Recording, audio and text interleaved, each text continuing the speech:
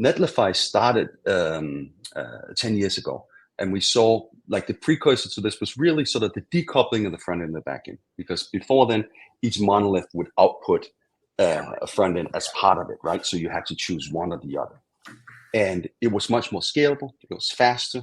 It would be more secure as well, because those large monolithic surface areas wouldn't have to run and build for every visitor. At the same time, it would give developers superpowers, right? Because you could now publish things directly rather than having to implement it into a backend. You didn't have to fit those templates, right?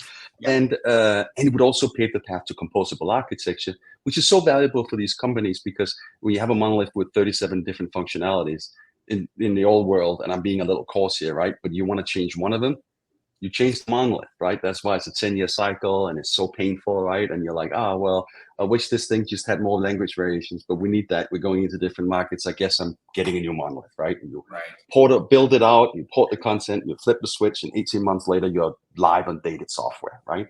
And in a composable world, you would only change out that one component, right? And that's why it has such a value as a business proposition, right? And so what we saw at Netlify here was like, hey, if it's so much better, why isn't everyone doing it?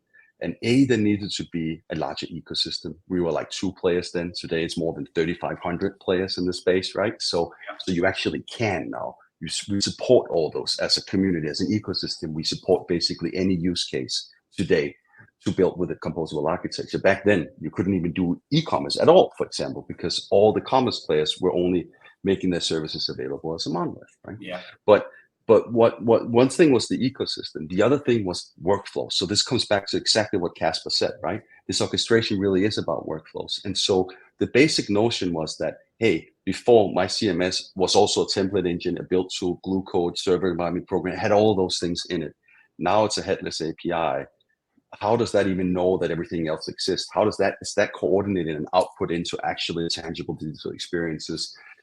And so on, right? And you had a whole deployment pipeline, you had hosting, you had all these different things that needed to be orchestrated, needed a new way of working, right? And so that's where we and Netlify said, okay, we have to provide that workflow, right? And so that is an orchestration layer. And now that has been expanded into saying, okay, well, the next level here is to be able to take all kinds of content sources and so on, just like Sana was talking about, right? And being able to connect them as well, right? So we do that as well today. But I think the reality here is that for me, and I think I would imagine all of us agree, like at the end of the day, orchestration really is you have the right components, now they need to work together. And then there might be different ways of doing that, right? And different takes on what goes where. But I think the big headline here, and what's really important for these enterprises to take away, anyone listening here, is that if you do not consider proper orchestration, if you think that you can just go about doing your infrastructure in the same way you did before, and just win by choosing the right composable components, you won't.